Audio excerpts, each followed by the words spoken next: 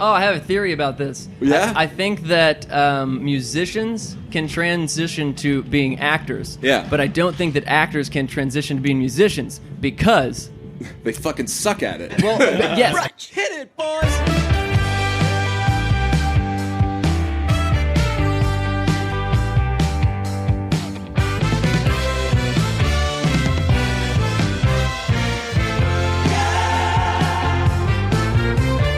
The Austin episode, as it were. Yeah, we are in our last day in Austin. We're flying back today, but we just spent the entire weekend partying up at ACL. Doing it, and it's an interesting choice of word, partying. Honestly, I think I caught 2 buzzes the entire time, and just because there wasn't enough time. There just simply wasn't. I've come to find in my old age, drinking is so impractical. Well, And, we were trying to drink and everything. We drank at the after the festival and stuff Right. like that, but at the festival, very much more dry than our Lollapalooza experience. Yeah. Lollapalooza, we were just drinking like Tall Boys after Tall get up Boy and after go. Tall Boy. Yeah. Yeah, there were days. I think there were like a couple of, at least like one of the days, I just didn't drink at all. Yeah. And so, yeah, not a bad move. And even after, we'd go out and like have a few, and I would honestly say the last night was the only like drunk night of the whole trip, which is cool that we had so much fun without getting drunk. Here's how the last night went. We finished. We went to Austin City Limits, the festival, watched some bands. Then watched the baseball and the football games at the same time because those Boston boys were playing.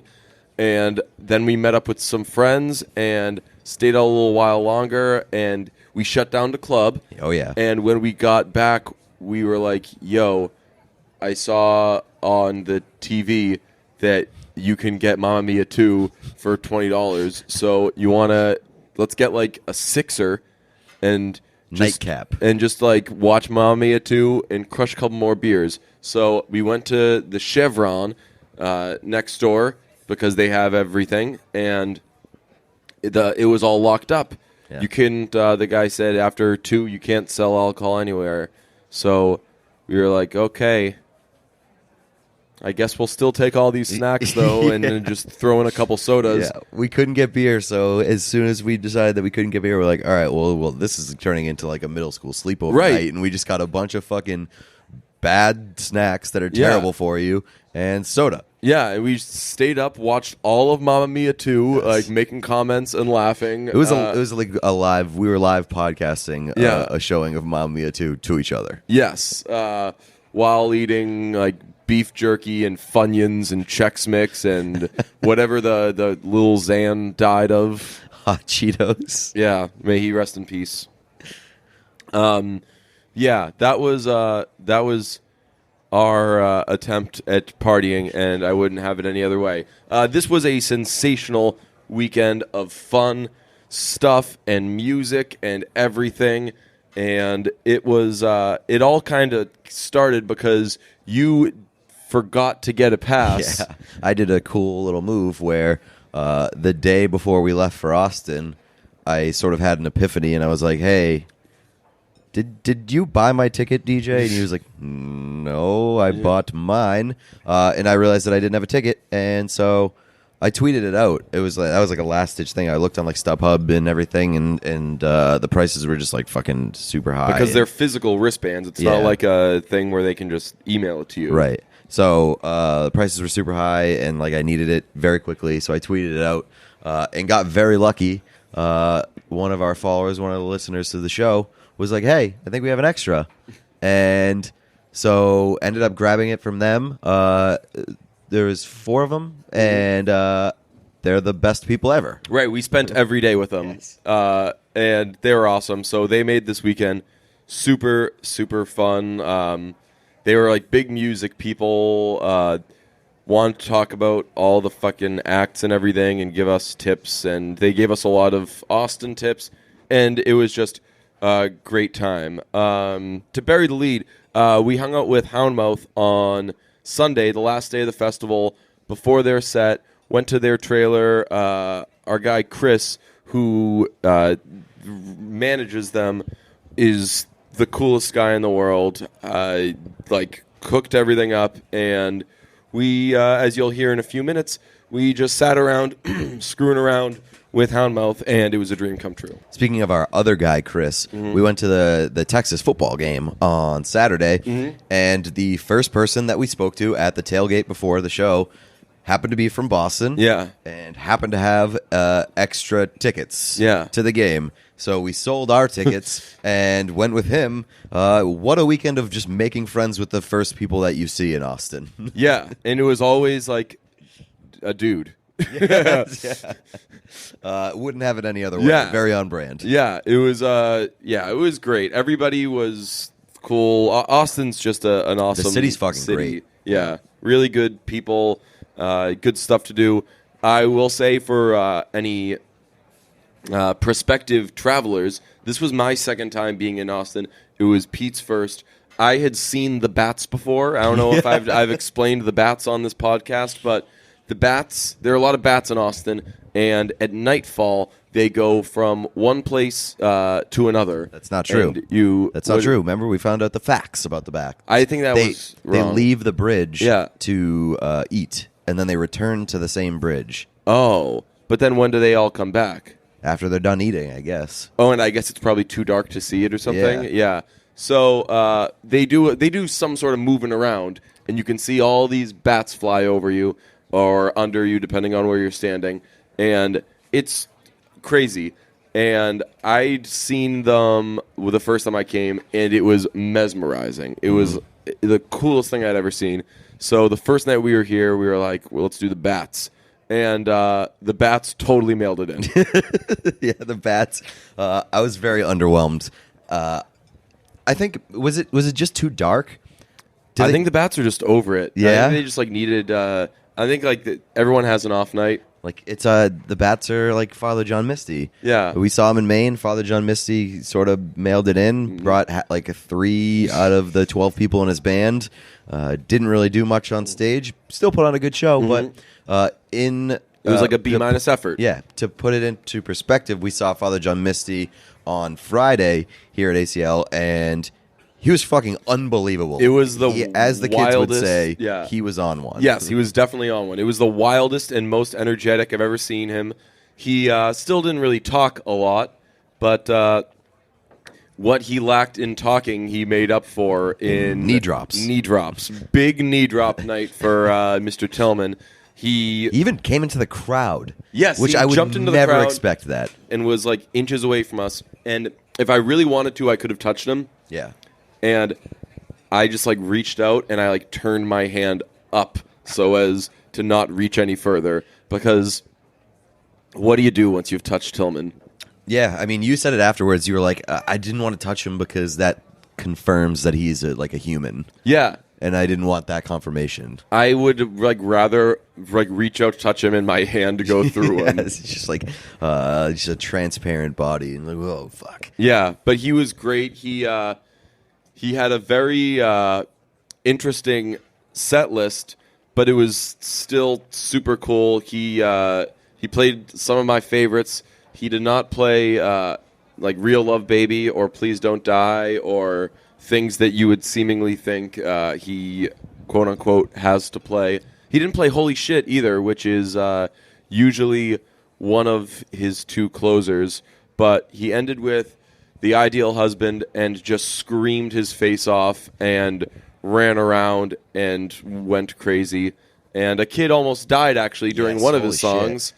And he did a little check-in during the song. Yes. It was very nice. It was actually the kid next to you just fell down, passed out, had the look of death on his face. Yes. We were all waving, and because we were front and center, so you can't act like you're not seeing that shit. Right. And fortunately, he came to and went away. And the band kept playing, but they just kind of did a little holding pattern. And Josh gave it a, is everybody okay? And we gave him a thumbs up. He gave a thumbs up back, kept singing his song. And Man of the people. Yes. And that kid, I'm pretty sure, did not die, thankfully. But Father John Misty did kill like 7 mic stands during his set. Yes. He just kept destroying the mic stands. They had to keep bringing out mic stands. Like after songs, like I'm pretty sure he has a mic stand guy, right? Who he just employs in his crew, and every time he breaks one, that guy comes running out on stage, grabs the old one, puts a new one down. I mean, after songs, you'll see someone run out and they'll switch out guitars because the next song will be in a different tuning, or like you'll want a different tone or something like that. No need to do that with mic stands, unless there's a person on stage breaking mic stands. And that's what old Joshy was. He did like pick up the mic stand and was like hanging it over his shoulder like it was like a knapsack. Yeah, or like an umbrella that he could twirl. Yes, you know? yes. And then he would slam it down on the stage as hard as he could. Yeah, he was doing a lot of strutting, which was cool with those impossibly tight pants of his. Yes, unbelievable. Those pants I don't even get because like they're super tight, but there aren't any like wrinkly points. You know, no, like but when there were scuff marks on the knees. Yes, so those were his knee dropping pants. He'd worn those before. Yes. He's like, you know what? I'm feeling it tonight. I'm going to put on my my knee dropping pants. One day, someone's going to take an X-ray of his lower body and be like, "What have you been doing, dude? What are you throwing at your kneecaps?" Yeah. What else? What other highlights for bands wise? Jungle. Yeah.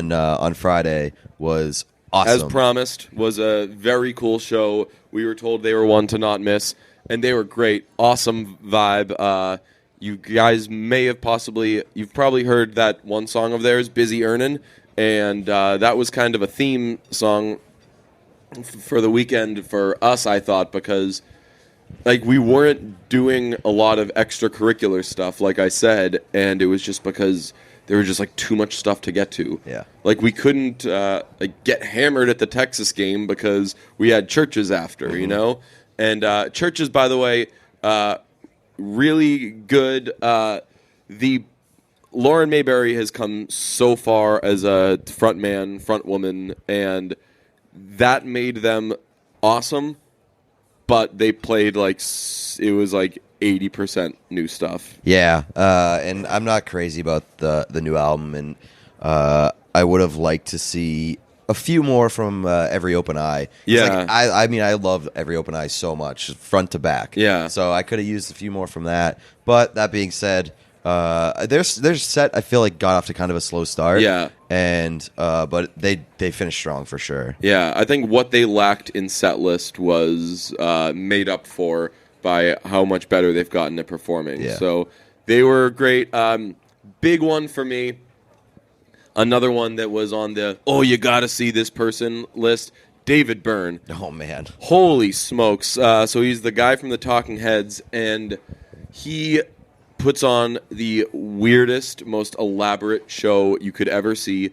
His whole band is standing up and moving around, and it's choreographed the whole time. So he doesn't have a drummer etiquette. He has a guy on a snare drum, a guy on a bass drum, a guy with cymbals, and all these different like percussion instruments. Like he probably employs 11 people to get a drum set, you know? Yeah. And everybody was just fantastic. It was just so cool. They were all wearing stuff. like gray suits with no shoes. They were barefoot on stage. Like a lot of strutting around from them too. Yeah. And these like choreographed weird dances. Yeah. It was fucking wild. And those suits that they were wearing, it was hot as fuck. They showed the sweat. Yes, it was hot as fuck. And they were sweating through these gray suits. And I was like, God damn, that's got to be difficult. Yeah.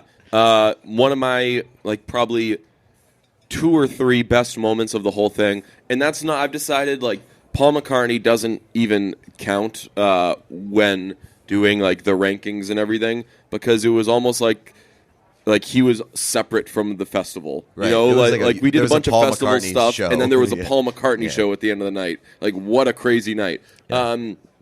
But Burning Down the House was like a major highlight because I did not know what to expect from that guy's set, and once he was playing like a couple Talking Heads songs, I don't know that much Talking Heads, but when he did Once in a Lifetime, I was like, oh, cool, like what else would be really cool to hear? And the only other 2 songs I could think of were Psycho Killer and Burn Down the House, and he didn't do Psycho Killer, but I really, mostly wanted to hear Burn Down the House, because I was like, that would be a really cool thing to hear, like obviously, like a song that everybody knows being played at like 4:45, and just this sea of people rocking out to it. Janelle Monáe, before we get to Houndmouth, Janelle Monáe would probably be another big takeaway. And Natalie Press. Again, if you haven't heard the Natalie Press album, she opened the first day, or she was one of the first people the first day. I think she did. She opened it. Yeah. And she was awesome. Awesome. Yeah, she was great. So good. Check her out. She's opening for Casey Musgraves on Casey Musgraves' upcoming tour, so definitely get to that if you can. But Janelle Monáe, we didn't get to see her whole set because of scheduling stuff with the Houndmouth situation, but confirmed she is just like the biggest rock star in the world. She owns everybody, and she rules. She rules. And before we get to the Houndmouth interview, I want to say that not even biased, not even blowing smoke. That was the best that I've ever seen them on their show on Sunday. They were so fucking good. Yeah, they've got a much bigger band now, but they were rocking, and they no surprise. Like after talking to them and seeing what awesome like funny, cool dudes they were, like it just seems that they're in an awesome place where they're feeling themselves right now, which is cool because they did not play This Party, which was wild. That was their lead single, and a lot of the upcoming discussion that we had with Houndmouth was about This Party and the reaction to that song, and how it was a chewier album than Americana fans are used to, you know? Like, they had to actually think about something for once in their lives. So, here's Houndmouth. Had a great time. Just a heads up in case you're listening at work or anything, there are huge laughs.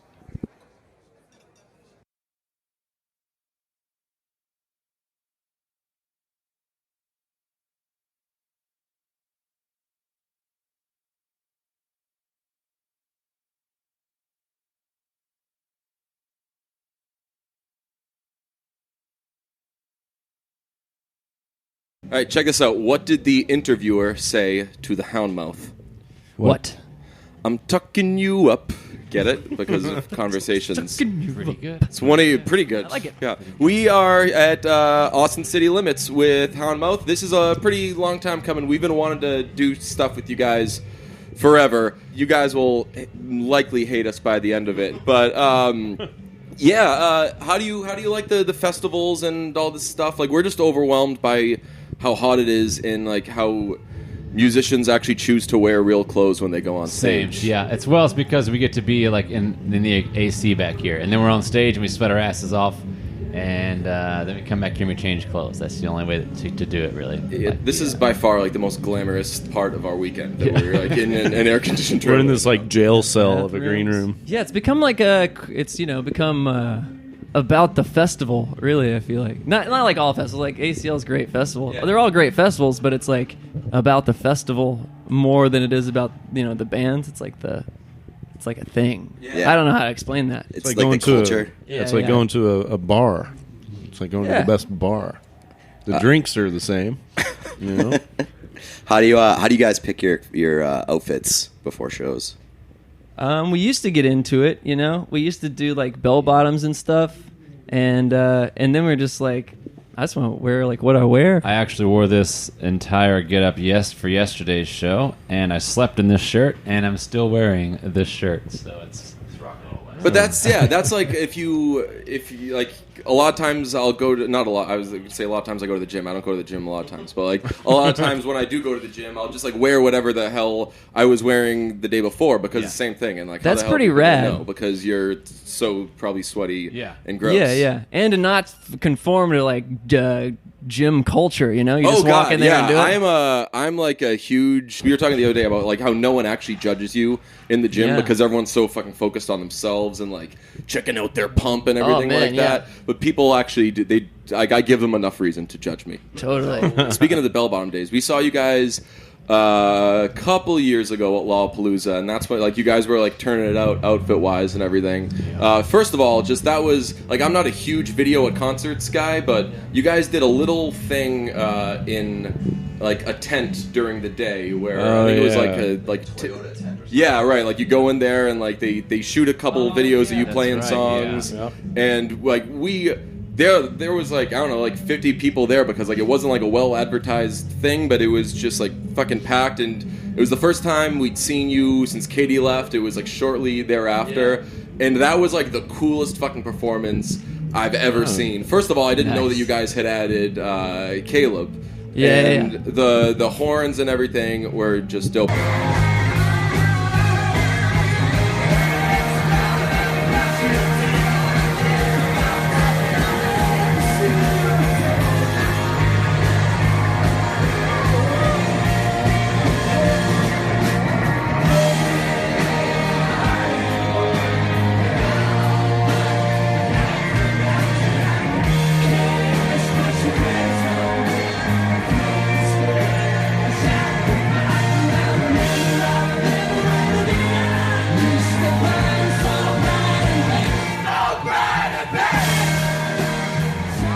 Right on, thanks. I remember that. They were like, people were like getting dipped in this paint tank off to the side. The coolest thing, Speaking of adding Caleb and the horns and everything, this is obviously like a new kind of chapter, but you're kind of I don't know, like 2-3 years into this chapter now, like not just with Katie leaving, but obviously the new sound, and now everybody gets to say that like your record's different and shit like that.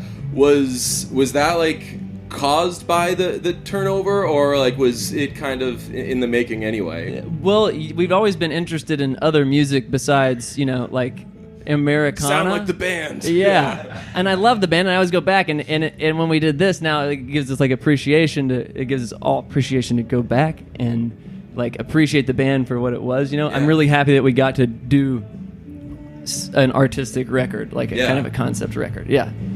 This is like more, not to like shit on Americana or anything, because like we were fans of you guys for a reason, like that stuff's awesome, but I remember when this party came out, the word laptop was used a lot, and I was like, this, correct me if I'm wrong, like I was like, no, this is like studio shit, this is not like it just, because it's like kind of noisy. It seems like any of like the drum programming is like, I don't know, seemingly like using old ass equipment versus just like firing up GarageBand, which I don't know, like there's nothing wrong with using GarageBand, Logic, and all that stuff, but like I think that it was like just slightly misunderstood. Like when you hear anything electronic. Oh man, when it came, because we're pushing this music towards a fan base of like folk purists, you know. So when it dropped, it was just like right over the heads. I'm pretty sure that's kind of what happened. Yeah. Did you anticipate that, because you guys did have fun with the reaction to it after the fact? To some degree we anticipated it. Okay. That's like all I got. To some degree we were like, this could go either way. It's gonna turn a lot of people off. It's gonna turn a lot of people on. So like, But at what point were you like, is it like, oh man, like some people don't like it, like some people do, and then it's like, all right, fucking relax. Like we've got like the whole album coming. The coolest thing was like when you would see all these shitty comments and people would talk shit, and then you see somebody else like talk even harsher shit about the same thing that this person was just talking about, and all of a sudden the original person's like, hey, I mean, it's not that bad. I mean, it's shit, but it's not like chronically shit, right? Know? like by within like 5 minutes, like you guys are bad people, should be. And then in jail. people are defending us again, and it's like, right. It's like, oh man, this band I love came out with a song, I'm not feeling it. Like, they fucking suck. That's just, hey, I like those guys. Yeah, it's like I can talk shit about my brother, but you can't talk shit about my brother. Exactly. It's also. I don't know if you know this little trick that Taylor Swift does, which is she puts out like a kind of jarring song as her lead single. So people are like, "What's Taylor Swift doing?" Like mystery, and it's like the end result is everyone fucking buys the album and everyone goes to the concert. Yeah, you generate buzz. It's unfortunately the business isn't just about the music. Yeah. You know? But yeah, like how's we haven't seen you yet. Like how's it worked playing the old stuff with the new stuff? And you probably have more shit on stage now than you used to. But yeah, it's ideally seamless. You know, like it kind of blends. It kind of blends all together now. Yeah, because the new album is it's different live. You know, it's we're not doing a click or we're using real drums. Right. You know, so that's it's not a Lynn drum machine. Right. Like I didn't want to get like too fucking nerdy, but like your previous album was made with Dave Cobb, and I imagine this had to have been your first time like playing to click or anything like that. So just like studio wise, in addition to I think like the first two were made in a matter of days, and this one was also technically days. Yeah, the first two we just rehearsed the songs that we knew we wanted on the record for months and months and months, and then went into the studio and knocked them out just super quick, like 1 or 2 takes, and that was it. And this time we went in the studio like with a vague like idea of a song, and then we kind of formed it in the studio. Right. But we didn't want to capture the band. We wanted to create a band. Yeah. Through multi-tracking, you know. Right. Which like is, I mean, those previous albums, it was clearly just like it sounded like a band playing. It was live. Yeah, they were all done live. That's sick. First record in a week, second record in like 10, 12 days, something like that. Yeah. Nice. And this one almost a year. Yeah, 8 months. 8 months. Do you guys know what it would sound like if Tom Waits sang one of your songs? Oh man, probably pretty good. No, what would it sound like? Oh, well, since you asked. You know I'll never forget. Right? Pretty good. That's good. Wow. Yeah, really good. We're hanging out with Tom. Is that Tom Waits in here? Hey, thanks for coming by, Tom. Love you and the old man and the guy. I didn't know that Tom Waits was an actor, by the way. Did you guys? Yeah. I have a theory about this. Yeah? I think that musicians can transition to being actors. Yeah. But I don't think that actors can transition to being musicians because they fucking suck at it. Well, yes, but then I was like, why do they suck at it? And there's like a very specific emotional scope. Like when you're acting, you're very honed in on very specific emotions. So then like you can't go back. You can't unlearn that, right? So when you make music, you have like this something that has to like get out, you know? Yeah. And it's very vague. So you can keep honing in on that, and which eventually leads to acting. Yeah. But you can never unlearn like something so specific. So like the only counter argument to that is like Jared Leto in 30 Seconds to Mars. Yeah. But I don't really like 30 Seconds to Mars very much. No offense to anybody. It's just it's not my thing. Yeah. Also sucked as the Joker. Yeah. Oh, okay. Well, there you go. I still did. Is that out yet? Yeah, the Suicide Squad, yeah. Oh, every 5 minutes there's a new thing on Twitter. It shows a picture of somebody. It's like, first look at so and so as the Joker. I'm like, are these movies actually coming out? Like, I haven't seen any of these. Joaquin Phoenix gonna be the Joker without Batman involved. Yeah. Like it's gonna be interesting. That's going to be a huge feat. Yeah. So that's a very interesting point about like acting in music. So then it makes me wonder about like, then what do you think of people like Billy Joel and Bruno Mars, who are like, Billy Joel will be like, I'm doing a Sting song right now, and he'll sound like Sting, and Bruno Mars obviously is like a world-class, I don't know, there's no, like, it sounds disrespectful to say like he's like a cover band or whatever, but like he can make a song as anybody. That's impressive because it's kind of like method acting, because then you're getting into a character and selling it, and you have to believe it to some point to make it good. Yeah. So yeah, respect to that. That's a hard thing to do. I was going to ask, your theory lends to the idea that Bradley Cooper should not have done A Star Is Born. Have you seen it? I haven't. No. Haven't. No. Do you have any interest in seeing it? No. I just found out what that movie is I haven't about heard when about you this. said that. Really? No way. That's What is awesome. this? What is it? It's fucking solid, but everyone is just... It's Bradley Cooper and Lady Gaga, and the preview came out, and it's like Bradley Cooper plays like this rough and tumble alcoholic like country singer, or like I guess like southern rock something. And he meets this girl, and she's not interested in being a singer, and she like has stage fright and everything. And he's like, "Oh no, but because I'm gonna fucking save you, you're gonna do it." And she's like, "No, that's totally cool. Like I'm making my own choices here." And he's like, "No," and she becomes this big star, and everyone likes it. I thought it was, it was like it goes back to the like this. I don't like this song. Yeah, fuck those guys thing. Where like I thought it was good. Yeah. And somehow I've turned into like Elaine with the English Patient, where everyone's like, "Yeah, I love that movie. Fuck you, DJ." And I'm like, good is it is totally acceptable to be good. But a little trick that Bradley Cooper did. The preview came out and. Like I saw it and we were like, wow, Bradley Cooper looks cool as shit in that movie. Like he's just like fucking messy and he just looks like he's just been punched all the time and like what a cool fucking guy. And then at the end it's like directed by Bradley Cooper. It's like, oh, he just fucking chose to make himself look that way. Just write yourself in it. It's like it's like Rocky, except Rocky was really good. It's like all those like Straight Outta Compton, how like Dr. Dre made himself seem like he was writing songs that he actually sampled and stuff. Oh god, yeah. And then at the end of Straight Outta Compton, when he's on the phone with Eazy-E, and they're like, "Man, we've been beefing for so long. I wish we could squash this." And I'm like, you guys haven't shown any, like, you've made this perfect and there's nothing wrong with us movie. When it's fucking NWA, they were, like, throwing girls around on stage and doing all this fucking wild shit that, like, in 1991, people were like, whoa, badass.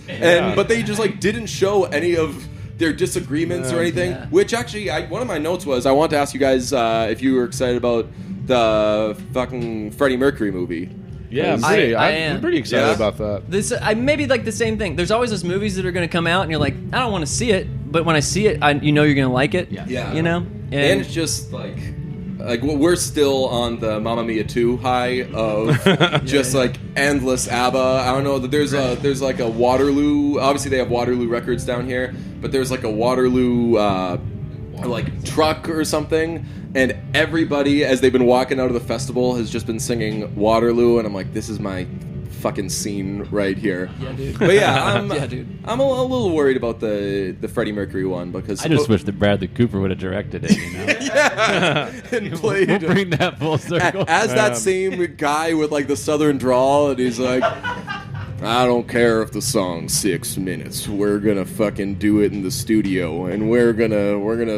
You want to talk about fucking exploring the studio? Houndmouth fans would have been very upset when they heard Queen back in the day. Way too like, who's this Brian May asshole think he is? One guitar per guitar solo. Oh yeah, there's like 20 guitar tracks. Speaking of Brian May, one of the best soloists of all time. Coolest guitar tone a very I've ever great heard. grasp of like where things need to go. Exactly, it's like, incredible. King of serving the song, it's like such a cliche. Like one of my friends is in a band, and he just always talks about like serving the song.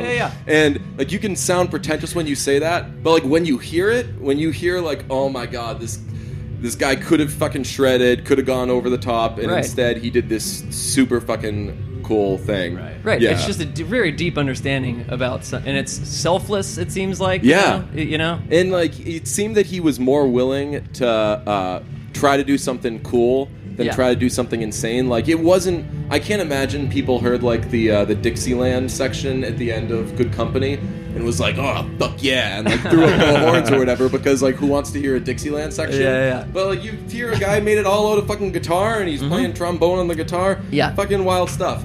Pete had a really good idea this morning, which was you know that they like hold up fucking like super big poles with signs during. Do you guys pay attention to those or anything? Sometimes it's hard not to pay attention to. Yeah. Depending on what there's like an Eeyore that's been going around. What is the? Isn't that just so you can find your friends at a festival? Is that what that's about? Oh, really? That's what I've heard. Like people raise flags and stuff Oh. up. So I think like, they're hey, gang signs. I'm by the. Gang sign, yeah. That's how. Yeah, they're like sleeper cells that are like operating based off of those. Whoa, that's like next level stuff. Did you hear about the kid that buried a bunch of drugs at the festival last? I don't know what it might have been this one, but he buried him months in advance, and then he came and dug him up and OD'd. Oh Yeah. man. Wait, when was this? Like not very long ago. I feel like it was. It might have been last week. It might have been Last week, Lala. okay. It was Lala. Okay. No. I think it was Lala. Oh, okay. Because And we then his saw- parents find out that he was burying drugs a month before the concert, and like, what the hell is That wrong is with my insane. kid? I mean, it's a tragedy, but like that's a really good idea if you're trying to sell drugs. You got to work on the execution a little bit. So this would be the way cooler outcome of this. Kid ODs. Hilarious. No. No.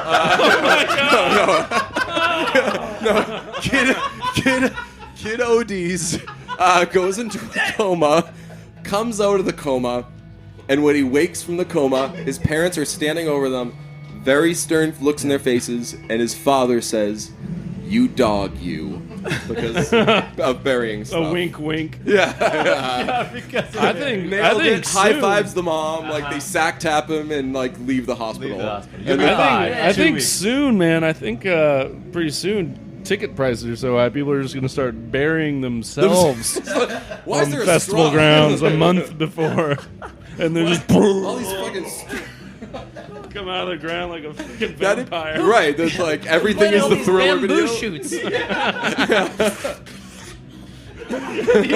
I've been eating the same Nature Valley bar for 2 months under the ground. And the cool thing is, like as soon as you get up, you blend right the fuck in because like you'll just have like dirt on your face and you'll be gross and they'll be like, "Oh, do you Janelle Monáe set? Yeah." Oh, You're like Arnold in fucking Red when he opens his eyes. And he's in the mud. Festy zombies. So my idea was to bring this back. I wanted to print out. I think it was your tweet that it was. I wet my plants. I wanted to print that one out, Oh, stick that's it on great the sign, tweet. and hold it up. It's a good job. tweet. I have a lot of LeBron tweets. LeBron tweets? Yes. You're a LeBron guy? Yeah, I guess. Yeah. We were, I love LeBron. We were thinking today, so we had like some shit that we wanted to definitely get to with you guys, and we were like, what else should we do? And we were like, ooh, it's 2018. Let's fucking dox them. So, you know what doxing is? No. Oh, doxing is, terrified. it's a trick where people go through like your old tweets or whatever, and they just like reveal like, here's why this guy's like a bad guy or whatever. yeah. And and if it's like racist stuff, it's like, yeah, then for sure, No like doubt. let's know if that guy's a racist. Yeah. But we were like, let's find like let's just like find silly shit that like they've tweeted or something, and we were just scrolling through your Twitter, and I was like, oh, I forget that like once you every couple weeks. retweeted me I today. retweeted I a saw super that. old one today. I was like, this motherfucker just retweeted me from like early last Right, year. that's what's great because then people started retweeting that because they probably didn't look at the timestamp. They're like, okay, like maybe they're not Houndmouth fans or whatever. Cool tweet. And I didn't even remember that. I got to that tweet that I wet my plants and I was like, oh, that's hilarious. And I clicked on it.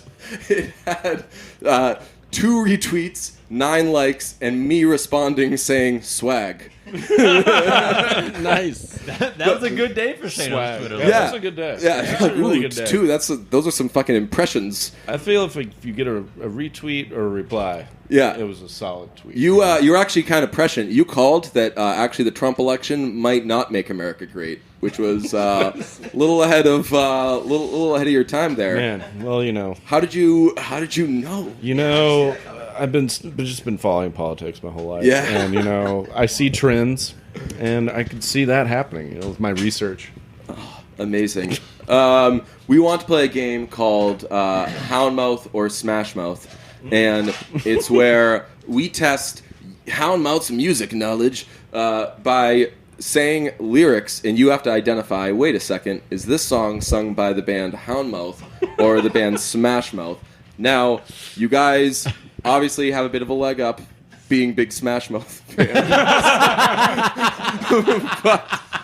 but I think it should be pretty fun. Let's kick it off.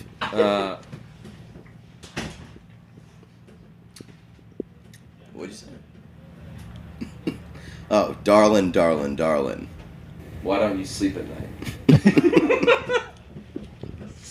Anybody? Zach's stumped. Vaguely Zach's familiar. Stumped. Vaguely You're familiar. stumped. Was that off their No, greatest no hits? cheating. Shane's looking up on his shit, phone. sorry. Yeah. Googling. I'm going to go with Smash Mouth on that one. You Smash Mouth final answer? It is Walking on the Sun by Smash Mouth. Yes. See? Very Good job, Shane. Very, Thank very you. good. All right. Good song. My cousin Greg, he's a greedy son of a bitch. I think that's Houndmouth. That's scheming. Okay. Houndmouth? I think that's Houndmouth. That is Smash Mouth's cover of Why Can't We Be Friends? They, yeah. Let's think. What? I think I don't know many Smash Mouth lyrics other than just the fucking all-star. The Well, the bangers, years yeah. start coming, Yeah. and they don't stop coming. That's actually Thunder by Imagine Dragons. But this has been really, really cool. Thanks for man. doing this. Thank We're looking you. forward to hearing your set. I thought I was gonna have That was more good. kind of like set in festival lingo there, and I came up dry. No, it's perfect. That's Sets good. the Looking cool. forward to Cool. your set. Done great. Yeah. Cool. Pete, do you have any final thoughts? I do not. I'm very excited that we were able to do this. Thank you. Yeah, Yeah. this is a Yeah. ton of fun. Me too, guys. Been fun. All right, those are the boys of Houndmouth.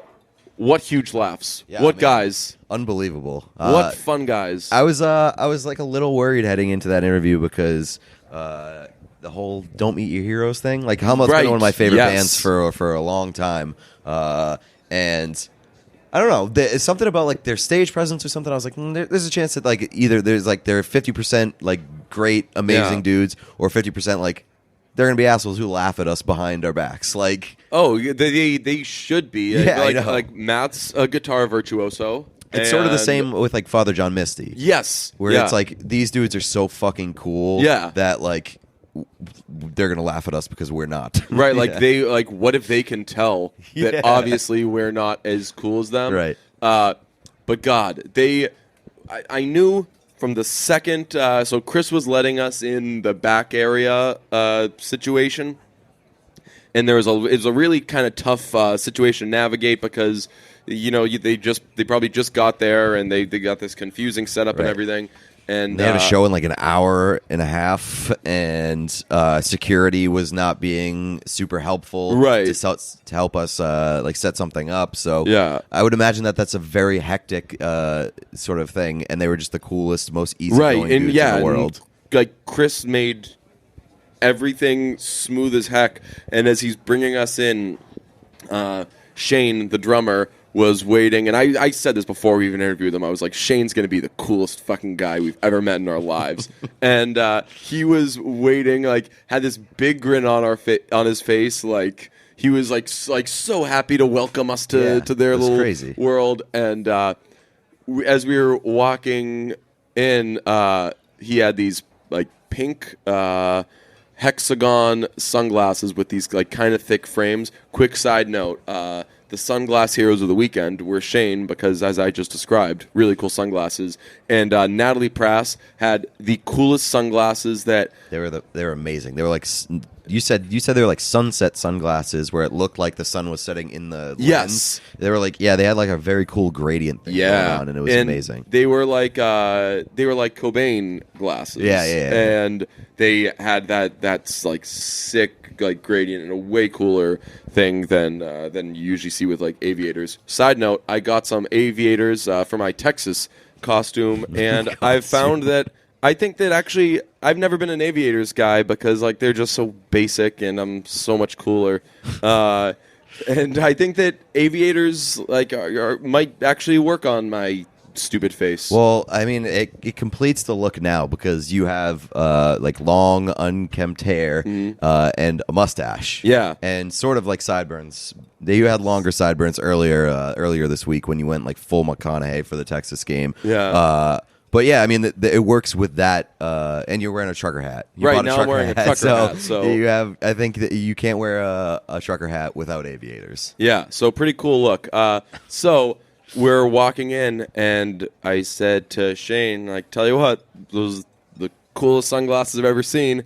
And he turned to us, did a little hit the back of the hit the stem of the sunglasses, so it goes up, it bounces up a couple times to do like a kind of thing, and we were like, "Yep, he's cool." And and then like Zach and Matt, super just like friendly dudes. Like they were, can't say enough nice things about them.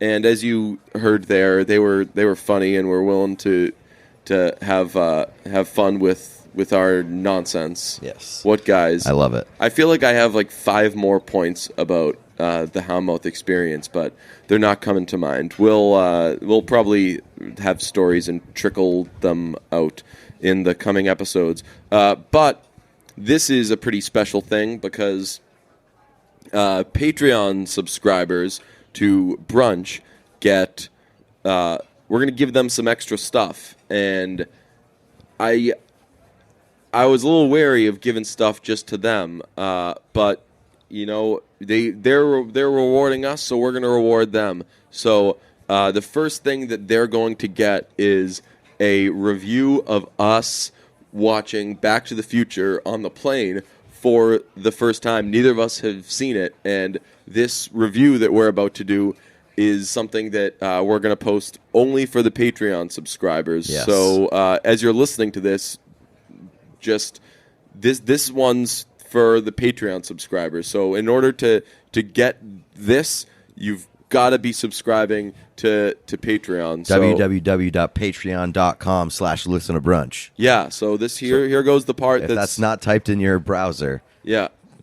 Big trouble. Earmuffs. Honors system, Yes. okay? Earmuffs. Yeah, and there's no way around it. We're still going to put these things in our episodes, but it's just for the Patreon subscribe. This is exclusive Patreon content. So, Back to the Future.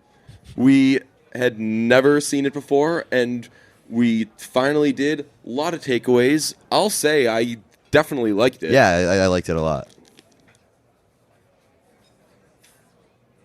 Oh, you have your notes? Yeah, it was. Let me pull up my notes because I was rifling a few of them. The biggest thing is overall. I don't know if I should go through my notes in order or whatever, but like just the big thing, if you've seen Back to the Future, a guy. It's a PG movie with attempted rape. Yeah, that was like wild. Yeah, there was literally like there was rape sort of happening in that movie, and they were like, "We're gonna show it. It's not gonna be alluded to." Or like, this guy is forcibly taking advantage of this girl. Early on in the movie, there are terrorists. You'll never guess what they make them look like. And there are guns, and like there are terrorists shooting and murdering people with guns. And I was like, this is PG. And the movie was like, oh boy, just you wait. The biggest thing is, and this is like the end of the movie, I guess, but a guy tries to rape a woman, and then the guy that would become her husband comes in, intervenes, like throws the guy off, clocks him in the face, and then they grow up and make that guy their like butler. Yeah, he's like washing their car. His car job is to like stick her. I'm like, yo, that's her attacker. Yeah, it's like how many like rape victims want their assaulter in their life for the rest of their life. Yeah, even if he's like their servant. Yeah, you don't want that guy around because that's the way they played it up. Of like, oh, and then he ended up having to wash their cars. Like, well, I think if it's all the same, like, go away have forever, him completely out of their life. So I guess that this movie came out in what? 2009. 1940. In probably it had to have been like the mid 80s. Yeah. But man, there was a lot of learning that movie didn't feel like doing. Right. Yeah. There was, I mean, like one of my bigger takeaways was like I was not prepared at how much like potential mom fucking I was getting into. It was like the most sexual movie I've ever seen. It was so, and it was no so movie has been more about sex than that. Like American Pie is less about sex than Back to the Future is. And it was so uncomfortable because like it was just like obviously Marty was like I don't want to bang my mom, but also I definitely want to bang my mom because she's a smoke. Yeah, right. Oh, and she is. She's so hot. So I thought that woman was Diane Lane. Apparently not. Okay. They look very similar, and that woman is Zoe Deutsch's mother. Oh, so nice. Pretty crazy, pretty family. Speaking of pretty, early on, a big takeaway for me is that he's both best friends with a quote nutcase scientist, as they call him, who's like 70 years old, and is also the cool high school kid with the pretty girlfriend. Can't have both ways. Yeah, right. It's like how did this work? How did this get established? Yeah, you don't get to hang out with the neighborhood creepy scientist. Yeah, and also have the hottest girlfriend in the school. What a very interesting young man this Martin McFly is, because he's really into Diet Coke and he's friends with the scientist, but I think it's assumed that he's a bad student, but maybe he's not.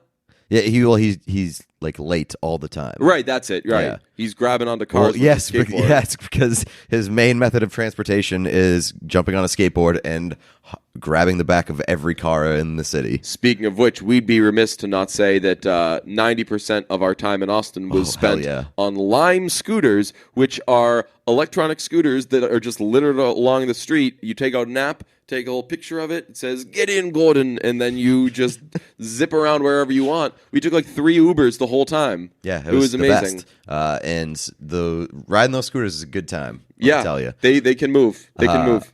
One of my bigger takeaways was that Marty's dad is like the weirdest, creepiest, perverted cuck in the world. Like looking or overall? Both. The first scene with him is he was a peeping Tom. Oh, right. Yeah, man. He meets his wife by being a peeping Tom. And who was he looking at? Was he looking at her? At her? Yeah. Oh, man. And like Marty was like, "Yeah, all right, we gotta set this guy up with my mom." Yeah.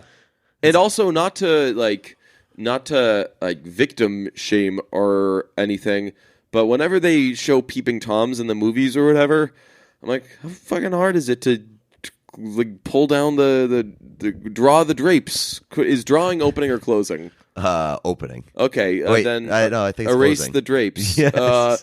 How hard is it to erase the drapes when you're disrobing? Right. Like you'll never see into my window and see me like I don't not think anybody decent. be camped out there anyway. Right. Yeah. Got some pretty loyal fans. But yeah, I'm always like, man. Like it's obviously the guy is the bad guy here, but lady, why are you standing in front of the window? Well, I mean, his mom was also the horniest person in the world. She was, yes. Like when horny old booze bag. Yes. She wanted two things. Perfect description of that character. She said, "I've come here to drink vodka and get some lovin', and I'm all out of vodka." She like after Marty gets hit by the car, or barely hit by the car. Yeah, they really played that up. Yeah, she took his pants off. Yes. When he was passed out. Yeah, he just woke up and he was like in this strange house with these strange people and was like, "Where's my pants?" Yeah. I did not know. Also, I think I didn't know that Crispin Glover, a young Crispin Glover, was in this movie. They also age the parents up and down by just like adding makeup to them and stuff. Mm-hmm. How hard would it be to get people to play the old parents instead of making them look super weird? Yeah. A cool little musical note is that they just play The Power of Love for like the first 15 minutes of the movie. And they give him like a... Constantly. They give Huey Lewis in the News like a huge credit at the beginning of the movie. Well, they should, because it's... Oh, wait, yeah, doesn't it say like featuring The Power of Love? Yeah. So I think, was that song made for the movie? I know that it's like...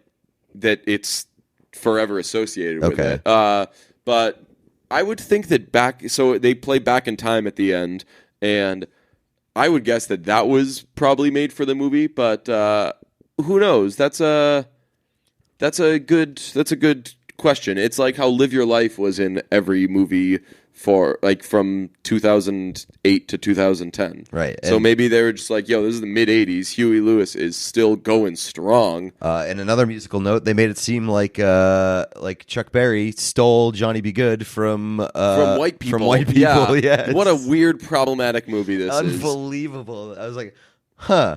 Weird move. Yeah. Here's a little logistical issue I had with this time travel movie where everything weird happens. This scientist, who seemingly is smart because he's a scientist, treats time travel like it's teleportation. So they're in a mall parking lot, and he's like, "You want to go back to see the Declaration of Independence?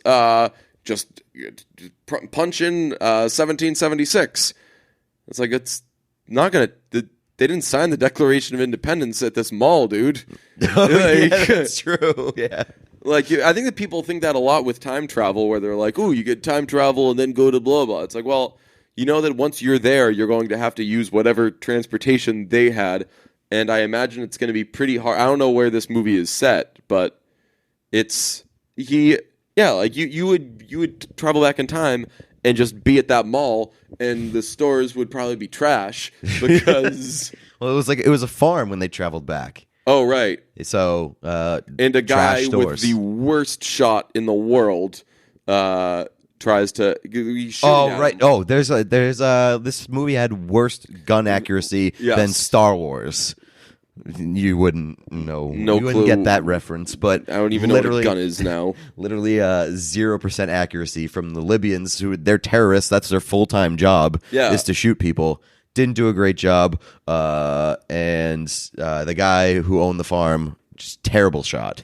Also, what made him go travel back in time is that he was trying to drive away from the terrorists, and if you take it to 95 miles per hour, then it activates the thing. So yes, 95 listeners. Yes, that's also how Paul Walker died. Yes. No, real talk. 88. Yes. But he was going 88 in a mall parking lot. Yeah, they were doing 88 in a residential area. That's true. Yeah, they were flying around, man. Also, the librarian terrorists were they had a rocket launcher that they saved for last. So I was like, maybe you'd lead off with that one. Yeah, it would have been like you could have kept it to a much smaller area. Here's what the family does when Marty saves his creepy dad and gets hit by a car. He gets hit by a car, falls backward, hits his head, and then the family lets him sleep for 9 hours, they say. Really? Yeah. Oh, my God. You know what you don't do with somebody with a concussion is let them go to sleep. Yes. So honestly, between the pants thing, the trying to let him die, just crazy stuff. Next note, Leah Thompson, babe. Did she take his pants off? ? Yep, she did. Is her little brother Wayne Arnold? I was wondering. I have no idea. Do you know who Wayne Arnold is? The Wonder Years? No. Kevin's older brother? I think it was. I don't know if the timing works. Also, when does he do...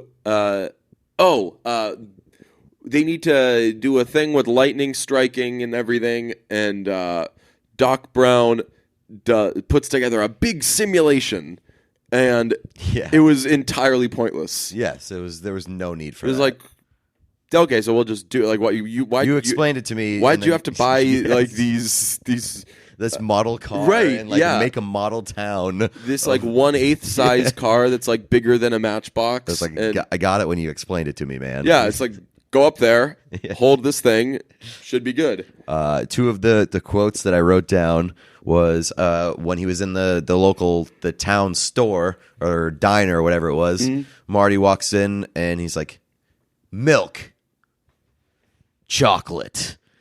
Oh, really? Yeah, I was like, is that like a cool line? Was chocolate milk like the balls in the 80s? Chocolate milk is the balls forever. Oh, man. Do you like chocolate milk? No. Oh, really? Yeah, not a chocolate milk guy. is great.